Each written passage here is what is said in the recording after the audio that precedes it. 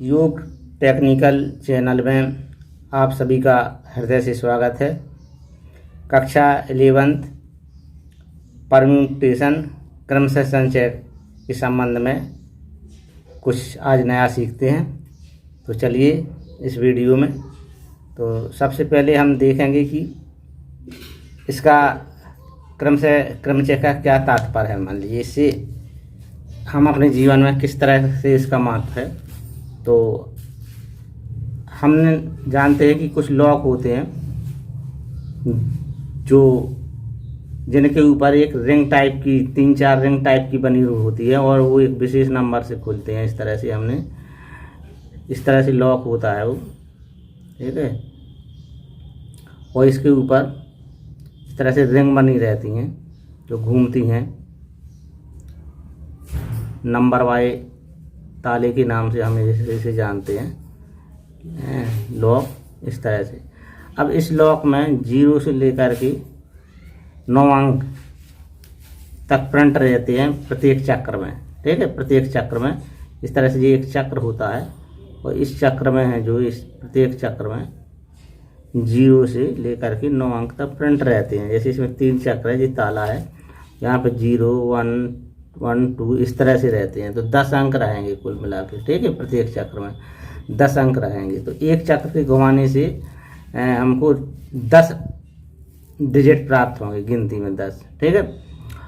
और एक विशेष अंक होगा तीनों चक्रों में। मान लीजिए कि हमने 9 से 3 चक्र है तो 9 से 99 होगा वो, ठीक है। 9 से 99, जिससे लॉक क्या है 9 से 99 अंक हम जब शो करा देंगे इसमें, इस पे 9, इस पे 9, इस पे 9, तीनों एक चक्र में हम ले देंगे तो ये लॉक मान लीजिए खुल जाता है।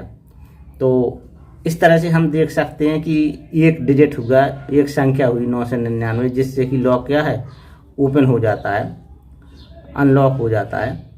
तो इस तरह से हम कितने अंक बना सकते हैं इसमें, इसका अध्ययन हम क्रमचय और संचय क्रमचय के अंतर्गत करते हैं, ठीक है। तो अब हम देखेंगे ये इसमें सबसे पहले है गणना का मूलभूत सिद्धांत।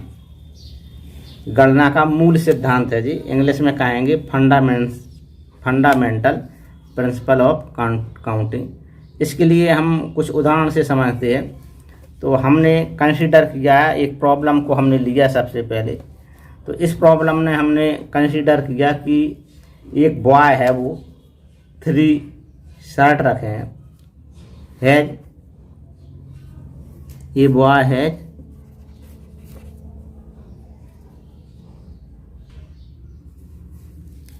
A boy has 3 pant and 2 shirt, ठीक है।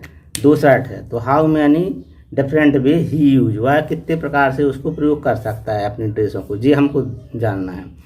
तो हम यहाँ पर एक जे पैंट को सिंबल P1 और शर्ट को S से हम प्रदर्शित करते हैं। तो 3 पैंट है, एक P1 पैंट है, एक P2 पैंट है और एक P3 पैंट है। ये P3 पैंट है,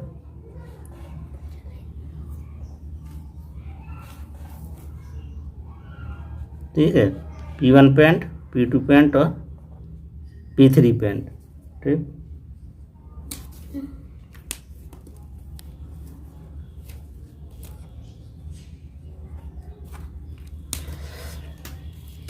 तो P1 पैंट को वह P1 पैंट के साथ वो शर्ट 2 पहन सकता है, S1 S2। तो P1 के साथ P1 S1 एक ड्रेस हुई और P1 S2 दूसरी ड्रेस हुई, 2 प्रकार हो गए। ऐसे दूसरे पैंट के साथ वो पहली शर्ट और दूसरी शर्ट प्रयोग कर सकता है। तो P2 S1 पहला प्रकार हुआ और P2 S2 दूसरा प्रकार हुआ। इस तरह से P3 पैंट पर भी वह पहली शर्ट और दूसरी शर्ट प्रयोग कर सकता है। तो P3 S1 एक प्रकार हुआ और P3 S2 दूसरा प्रकार हुआ। इस तरह से हम यहाँ थोड़ी इसको ख़त्म कर दें तो कुछ अच्छा समझ में आएगा। देखिए ये पैंट है और प्रत्येक पैंट पर P1 प्रत्येक पैंट पर पहली शर्ट और दूसरी शर्ट, दूसरे पैंट पर पहली शर्ट और दूसरी शर्ट, तीसरे पैंट पर पहली शर्ट और दूसरी शर्ट, इस तरह से 1, 2 3 4 5 6 6 प्रकार हुए। अगर हम देखें तो पेंट है 3 और शर्ट है 2। तो अगर इसका हम गुणा मल्टीपल करें ना तो 3 × 2 6 प्रकार हुए। ठीक है, अब हम इस पर एक थोड़ी और विचार करते हैं कि उसके पास 3 है जो कैप हैं। ठीक, 3 कैप हैं C1 C2 और C3। 3 C1 C2 और C3, C1 C2 और C3 3 शर्ट है। तो ये पहली शर्ट पे जो ड्रेस आएगी इस पहले पर पहला पैंट, पहली शर्ट, पहली कैप। फिर दूसरे पहला पैंट, पहली शर्ट, दूसरी कैप। फिर आएगा पहला पैंट, पहली शर्ट और तीसरी कैप। इस तरह से पहले पर 3 प्रकार हो गए। ठीक है, पहले पैंट, पहली शर्ट और पहली कैप, दूसरी कैप, तीसरी कैप। तो ये 3 प्रकार हुए। इसी तरह से दूसरे सिस्टम पर भी हम देखें, इस दूसरे सिस्टम पर तो इस दूसरे सिस्टम पर भी पहला पैंट, दूसरी शर्ट और पहली कैप। पहला पैंट, दूसरी शर्ट और दूसरी कैप। पहला पैंट और दूसरी शर्ट और तीसरी कैप। इस तरह इसके साथ भी देखें तो इसको भी हम 3 प्रकार से इसको भी ड्रेस को हम चॉइस कर सकते हैं। दूसरा पैंट, दूसरा पैंट, दूसरा पैंट और पहली शर्ट और पहली कैप। दूसरा पैंट, पहली शर्ट और दूसरी कैप। दूसरा पैंट और पहली शर्ट और तीसरी कैप। इसी तरह से इसको भी ईच को हम 3 प्रकार से क्या है प्रयोग कर सकते हैं। तो ये 6 हैं, 1 2 3 4 6, 1 2 3 4 5 6, 6 और 6 पर प्रत्येक के 3 हैं। तो 6 × 3, 6 × 3 = 18 प्रकार हुए। तो अब एक सिद्धांत निकल के आया कि ये जो क्रिया हो रही है ये इंडिपेंडेंट मतलब स्वतंत्रता पूर्वक हो रही। ठीक है, पहला हम पैंट हैं जो स्वतंत्रता पूर्वक पहन रहे हैं, शर्ट भी हम स्वतंत्रता पूर्वक यूज कर रहे हैं और कैप भी हम स्वतंत्रता पूर्वक प्रयोग कर रहे हैं। ऐसा नहीं है कि एक पैंट पहन लें तो हम उस पर दूसरी शर्ट या कोई शर्ट नहीं पहन सकते हैं। किसी भी पैंट पर कोई भी शर्ट पहन सकते हैं, कोई भी टोपी लगा सकते हैं। तो जो पहली घटना और जो दूसरी घटना, जो तीसरी घटना है, ये सभी घटनाएं हैं जो स्वतंत्रता पूर्वक घटित हो रही। तो ऐसी स्थिति में हम क्या करेंगे कि सभी क्रियाओं का गुणा कर देंगे। तो जो संभव जितनी भी मतलब विधियाँ होंगी पॉसिबल वे सब आ जाएंगी। तो 3 × 2 × 3 18 प्रकार हो जाएंगे। इसको हम फंडामेंटल प्रिंसिपल ऑफ काउंटिंग कहते हैं। गणना का ये मूल सिद्धांत है। ये गणना का मूल सिद्धांत जब प्रयोग किया जाता है जब सभी क्रियाएं स्वतंत्रता पूर्वक की जा सकें। तो हम इसका अगर सामान्यीकरण कर दें तो हम कहेंगे कि यदि कोई क्रिया स्वतंत्रता पूर्वक m प्रकार से, दूसरी क्रिया स्वतंत्रता पूर्वक n प्रकार से और तीसरी क्रिया स्वतंत्रता पूर्वक 8 प्रकार से की जा सकती है, तो कुल प्रकार होंगे m × n × r। इसको हम गणना का जो है मूल सिद्धांत या फंडामेंटल प्रिंसिपल ऑफ काउंटिंग कहेंगे। इससे हम क्रमचय की कुछ समस्याएं सॉल्व करेंगे और कुछ सिद्धांत भी इससे प्राप्त करेंगे।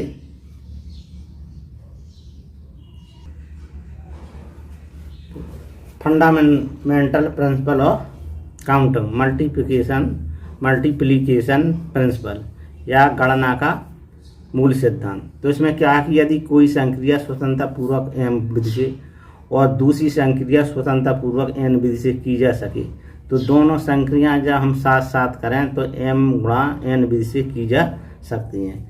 हम इसे ऐसा ही बोल सकते हैं, यदि कोई संक्रिया m विधियों से की जा सके और उसमें से दूसरी संक्रिया जब पहली संक्रिया हो चुकी है तो दूसरी संख्या n विधियों से की जा सके तो दोनों संक्रियाएं साथ साथ m × n विधियों से हम कर सकते हैं।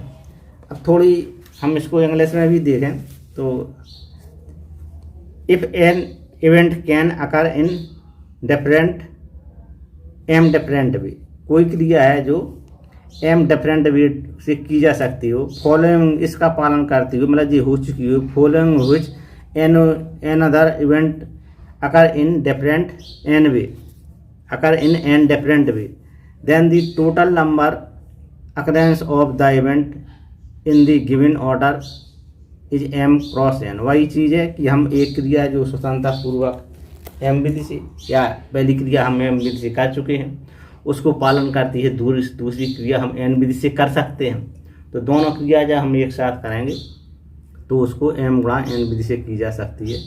इसका हम सामान्यीकरण भी कर सकते हैं कि बहुत सी क्रियाएँ हैं इसी तरह से, कोई क्रिया एम विधि से, दूसरी क्रिया एन विधि से, तीसरी क्रिया आर विधि से, चौथी क्रिया पी विधि से स्वतंत्रता पूर्वक कर सकते हैं। तो सभी क्रियाएँ जब हम एक साथ करेंगे तो करने के कुल जो संभव ढंग होंगे भी एम गुणा एन गुणा आर गुणा पी जो भी होंगी उसी के अनुसार गुणन संक्रिया से प्राप्त की जा सकते हैं। अब इस पर हम कुछ प्रॉब्लम देखेंगे पुस्तकों से संबंधित।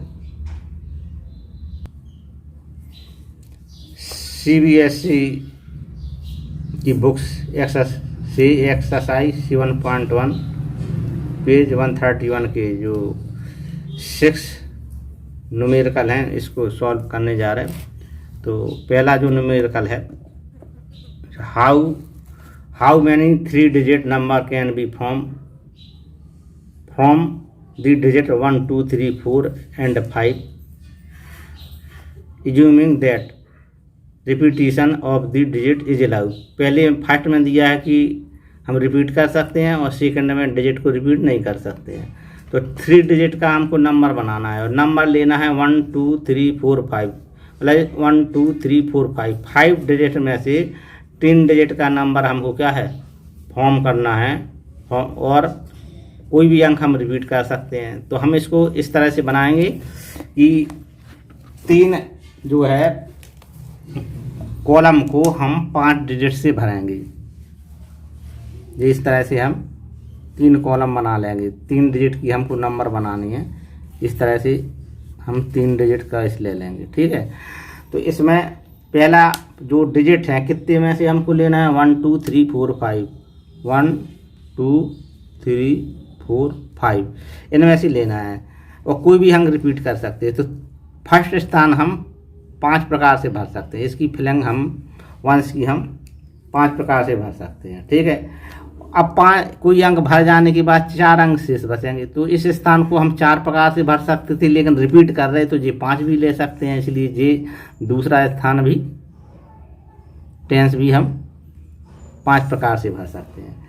इसी तरह से जो आपका 100 वाला है ये भी हम 5 प्रकार से भर सकते हैं, क्योंकि रिपीट हो सकते हैं अंक, कोई भी अंक रिपीट हो सकता है, ठीक है। अब ये पहली क्रिया भी फर्स्ट ऑपरेशन भी हम स्वतंत्रता पूर्वक कर सकते हैं, सेकंड भी स्वतंत्रता पूर्वक, तो इसमें गुणा हो जाएगा। तो टोटल नंबर ऑफ, ठीक, टोटल नंबर ऑफ जो डिजिट हो जाएंगे, टोटल नंबर हो जाएंगे वो 5 पावर 3 हो जाएंगे टोटल नंबर, ठीक है। इस तरह से टोटल नंबर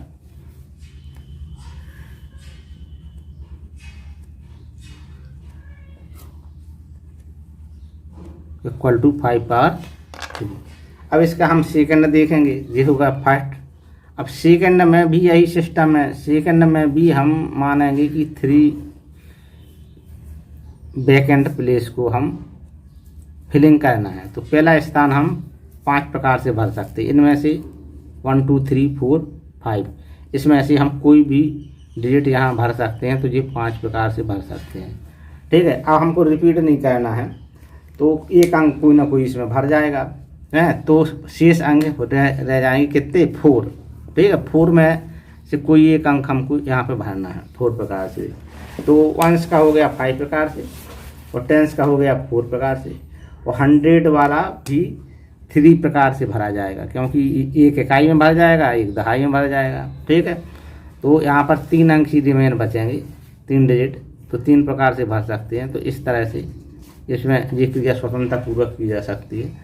तो इस तरह से टोटल जो है नंबर हो जाएंगे, टोटल नंबर जो हो जाएंगे वो 3 × 4 × 5 ये जी टोटल नंबर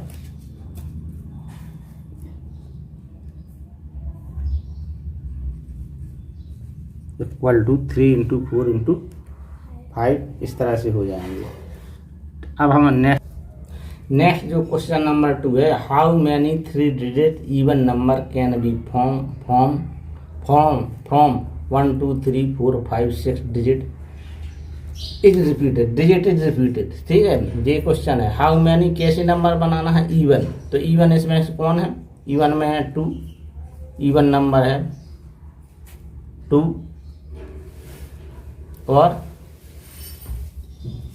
3 और 4 और 6, 3 नहीं है, ये 3 नंबर है। ठीक है, तो वही है कि हम इसमें क्या करेंगे कि जो हमको नंबर लेना है वो 3 डिजिट का, हाउ मैनी डिजिट 3 डिजिट का, तो 3 कॉलम को हमको इस 6 नंबरों से फिल करना है और उसने कंडीशन 2 दी है कि नंबर आपका इवन होना है, इवन नंबर चाहिए, इवन नंबर। और दूसरी कंडीशन है इसमें कि रिपीट करना, रिपीट कर सकते हैं, रिपीटेड कर सकते हैं अंकों को। तो ठीक है जी, अब इसमें आप देखेंगे इवन नंबर है तो 3 अंक डिजिट इसमें इवन है 2 4 और 6। ठीक है, तो ये स्थान हम 3 प्रकार से भर सकते हैं वंश का, क्योंकि हमको सम संख्या चाहिए। ठीक, अब दूसरा अंक है जो रिपीट कर सकते हैं, तो जो पहले स्थान पर जो अंक भर गया है इसको भी हम ले सकते हैं, तो हम यहाँ भर सकते हैं इसको 6 प्रकार से। क्यों, क्योंकि 6 डिजिट है, 1 2 3 4 5 6 है। ठीक है, और आपका ये जो सैकड़ा वाला डिजिट है, हंड्रेड्स वाला, ये भी हम 6 प्रकार से भर सकते हैं। पहली जो है ऑपरेशन हम मान लीजिए इंडिपेंडेंट है और दूसरी भी इंडिपेंडेंट है, इसलिए इसका हम मल्टी कर सकते हैं इसका, इसलिए total number of digit, total number हम जो हो जाएंगे नंबर हो जाएंगे इक्वल टू 6 इंटू 6 इंटू 3। ठीक है, ये इसका आंसर हो जाएगा। अब हम इसमें से नेक्स्ट देखते हैं, क्वेश्चन नंबर 3 देखते हैं।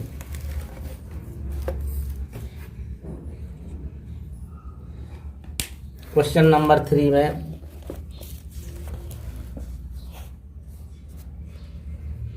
How many 4 letter code can be form using the first 10 letter.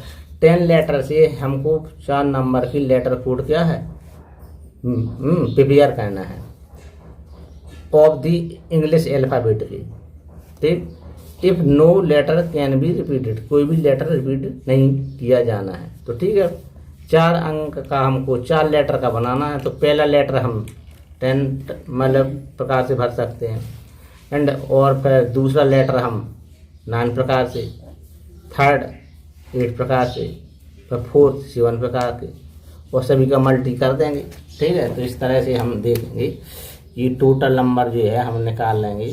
तो इसमें हम जो हमको बैनर बनाना है 4 लेटर का, तो हम इसको 4 बॉक्स मान लेंगे खाली, और टोटल नंबर लेटर कितने हैं 10 हैं।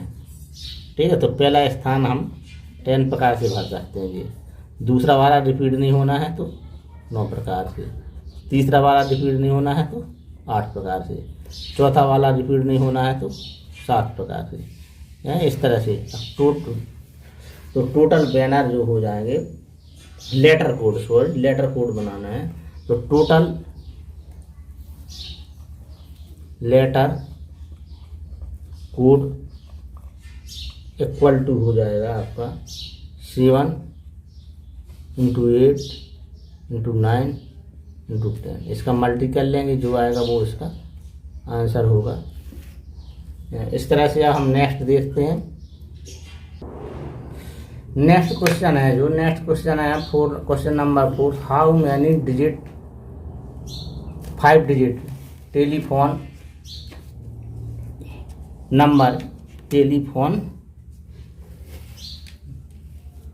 Number can be form using 0 to 9, मतलब प्रयोग करने के लिए 0 to 9 इक्वल टू 10 डिजिट है, ठीक है, 10 डिजिट हम प्रयोग कर सकते हैं, ठीक है। और जो टेलीफोन नंबर हमको फॉर्म करना है ये कितने डिजिट का है, 5 डिजिट का। तो हम इसमें क्या करेंगे, 5 डिजिट को हमको खाली स्थानों को भरना है, क्या नंबरों से, 10 नंबरों से भरना है, 1 2 3 4 5, 1 2 3 4 5, ठीक है। अब उसने कंडीशन क्या रखी है कि कोई भी नंबर रिपीट नहीं होना है, चलो रिपीट नहीं करेंगे भाई, क्वेश्चन कह रहा है तो। और इस नंबर इस स्टार्ट, जो टेलीफोन नंबर हमको मेक करना है, फॉर्म करना है, वो 67 से स्टार्ट होना है। तो 67 से स्टार्ट होना है, तो ये जो शुरुआत का पहला और दूसरा अंक है जी, 67 से क्या है हम फॉर्म कर देंगे, भर देंगे, ठीक है। तो अब यहाँ बचने कितने शेष रहेंगे, रिमेन हो जाएंगे डिजिट है, रिमेन डिजिट है,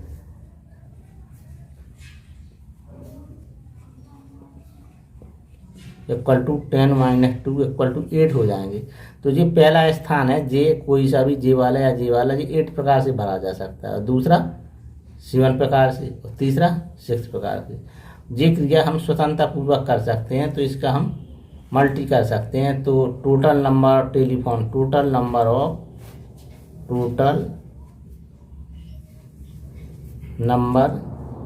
टेलीफोन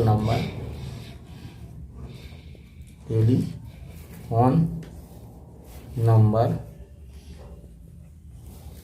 इक्वल टू 6 × 7 × 8, ये आपका आंसर होगा। टेलीफोन नंबर हम क्या कर सकते हैं, फॉर्म कर सकते हैं। अगला क्वेश्चन नंबर 5 है, एक कॉइन इज टॉस 3 टाइम्स। एक जो है कॉइन को ये टॉस किया गया कितने टाइम्स, 3 टाइम्स। तो इसमें हेड आएगा और टेल आएगा, एक बार हेड आएगा और एक बार टेल, 2 प्रकार आ सकते हैं, हेड और टेल। तो क्या बार ट्वाइस करोगे, जो इस तरह से 3 टाइम्स ट्वाइस करोगे, ठीक है। तो 3 टाइम ट्वाइस करोगे, तो पहले स्थान पे जब पहली बार हम ट्वाइस करेंगे फर्स्ट टाइम पे, तो यहाँ हेड और टेल में से कोई 2 आएंगे, तो 2 प्रकार हो जाएंगे स्वतंत्र पूर्वक। इसमें भी 2 आएंगी हेड और टेल, इसमें भी 2 वैसे एक भरना है कोई। तो टोटल नंबर ऑफ जो है रिकॉर्डेड हो जाएंगे, आउटकम रिकॉर्डेड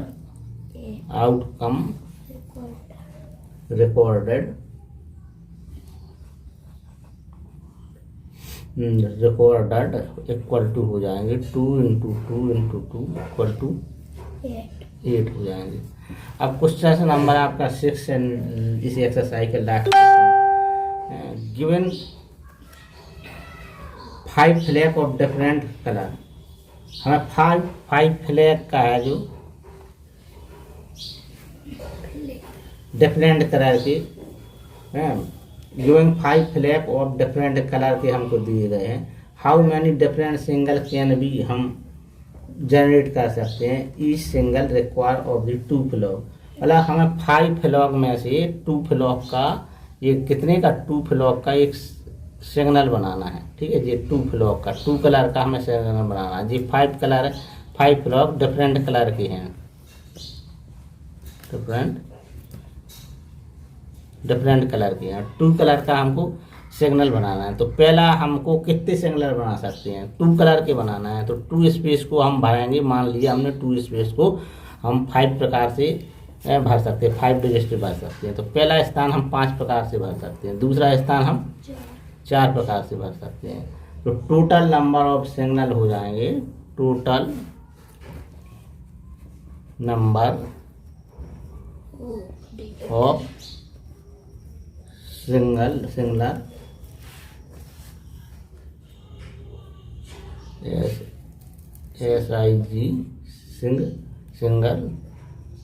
इक्वल टू हो जाएंगे 4 × 5 इक्वल टू 20 हम बना सकते हैं, ठीक है। इस तरह से जी एक्सरसाइज। अब नेक्स्ट हम अगला देखते हैं कुछ यूपी बोर्ड से। अब अगला सिद्धांत है जो योग सिद्धांत है, एडिशन प्रिंसिपल। तो एडिशन प्रिंसिपल में यदि कोई क्रिया यदि दो क्रियाएं क्रमशः m और n विधियों से पूर्ण होती हों, तो यदि दोनों क्रियाएं सह अपवार्जक क्रियाएं हैं तो दोनों की करने की जो संभव ढंग होंगे, संभव प्रकार होंगे, वो m+n होंगे। अब जोड़ हो जाएगा। क्यों जोड़ हो जाएगा कि यदि जो दोनों क्रियाएं ऐसी हैं कि यदि m क्रिया हम कर रहे हैं तो n नहीं हो रही है, और n कर रहे हैं तो m नहीं हो रही है, मतलब स्वतंत्र नहीं है, सह अपवार्जक क्रिया है। तो यहाँ पर हम लिखेंगे यदि दो क्रियाएं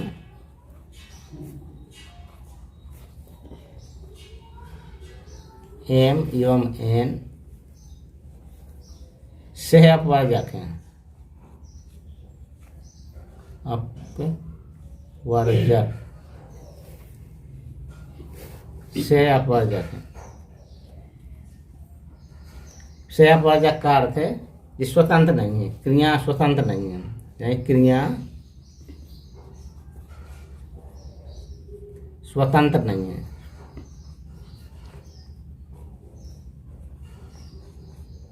अगर एक क्रिया होती है तो दूसरी बाधित हो जाती है, क्रिया स्वतंत्र नहीं है। तो करने के कुल ढंग हो जाएंगे, तो दोनों में से कोई क्रिया m-n विधियों से पूर्ण हो सकती है। तो दोनों में से कोई क्रिया m तथा n विधि से हो सकती है। यदि दो क्रियाएं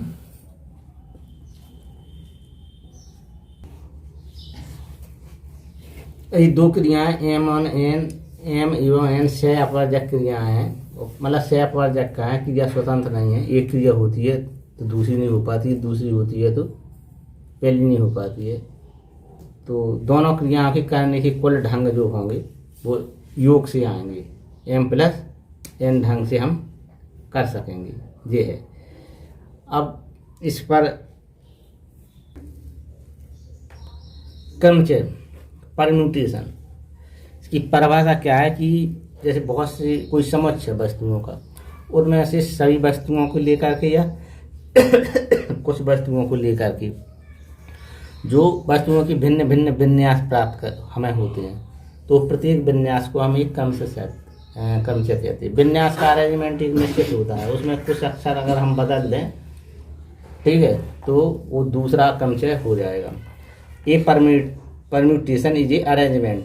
एक परम्यूटेशन क्या है? Permutation is a arrangement of a definite order, उसका ऑर्डर डेफिनेट है, ऑफ ए नंबर और ऑब्जेक्ट टेकन सम और ऑल एट ए टाइम, मतलब एक समय में सब या कुछ वस्तुएं लेकर के वस्तुओं का जो एक विन्यास बनता है क्रम के साथ, उसको हम क्रमचय कहते हैं।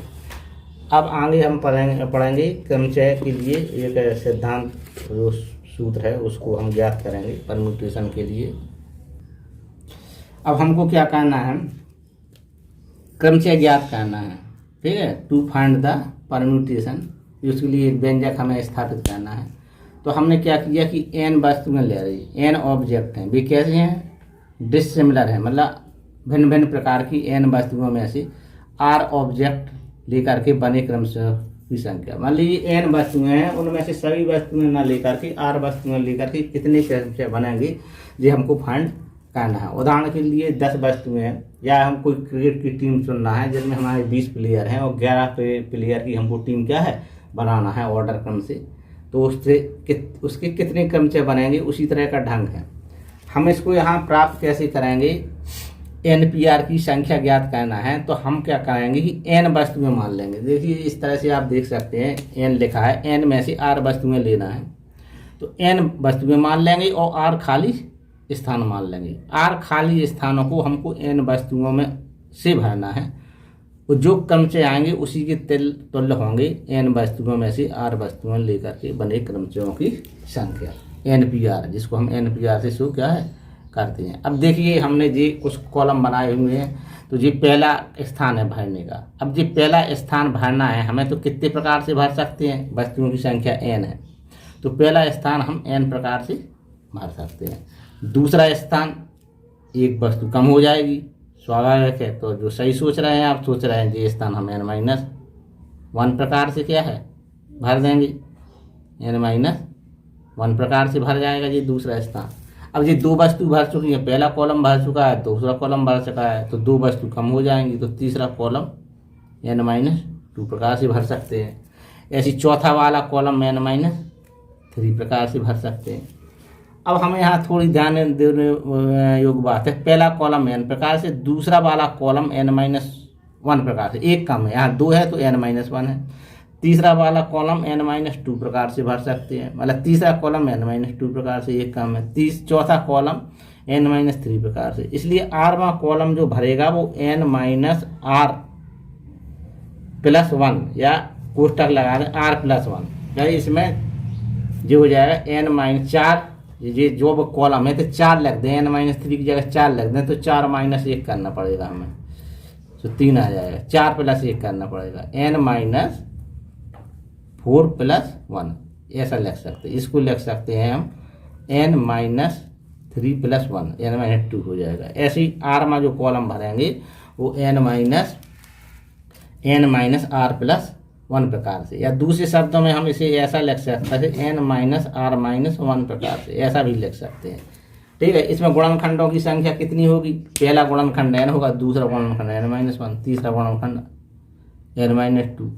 इस तरह से जी r कॉलम है तो r गुणनखंड होंगे, लेकिन r गुणनखंड जो होगा n-r+1 होगा। अब नया कुछ सोचने का है, पहला स्थान हम n प्रकार से, ठीक है, स्वतंत्रता पूर्वक भर सकते हैं, और दूसरा स्थान हम n-1 प्रकार से। अब पहला और दूसरा दोनों स्थान कुल कितने प्रकार से भर सकते हैं, गुणा हो जाएगा, क्योंकि पहला स्वतंत्रता पूर्वक n प्रकार से, दूसरा n-1 प्रकार से, तीसरा n-2 प्रकार से। जब ये सभी स्वतंत्रता पूर्वक भर सकते हैं तो जो आपका गुणन सिद्धांत है, ठीक है, जो अभी पढ़ा था उसके अनुसार इन सभी क्रियाओं में गुणा हो जाएगा आपका।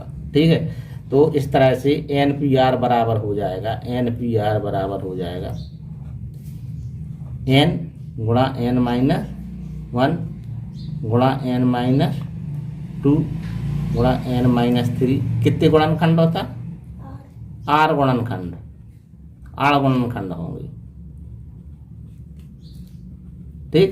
लेकिन लास्ट का गुणनखंड कितना होगा जी हमें और देखना है, NPR जी लास्ट का r गुणनखंड जी होगा आपका n-1 n-2 n-3 ...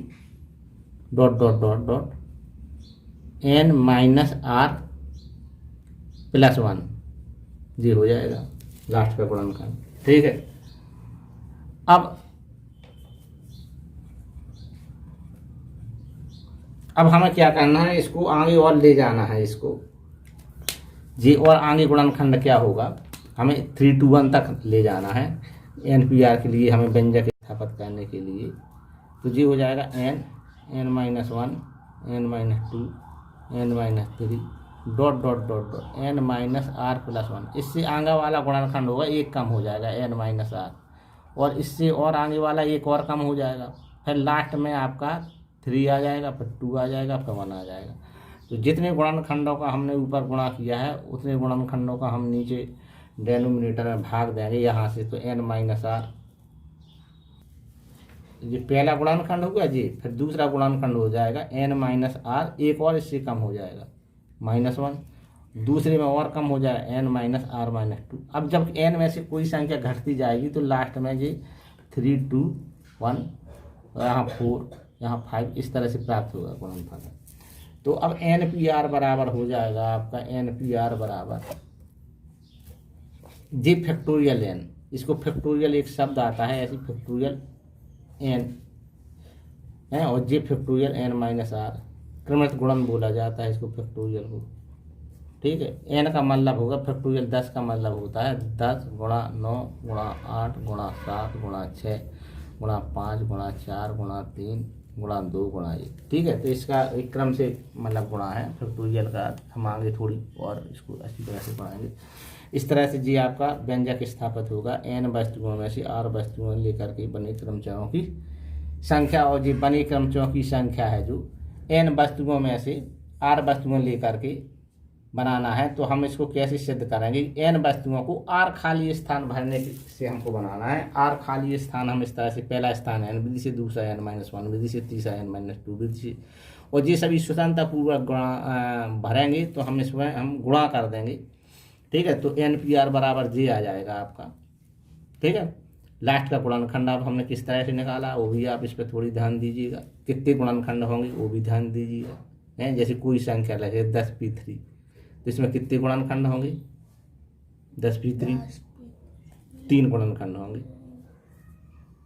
ठीक है, 3 है तो 3 गुणनखंड आएंगे इसमें। NPR में R गुणनखंड होंगे। लास्ट का गुणनखंड वो क्या होगा वो भी हम इस तरह से ज्ञात कर सकते हैं। तो आगे हम फिर इस पर क्या है, इस तरह से इस पर हम न्यूमेरिकल करेंगे। आज इतना ही।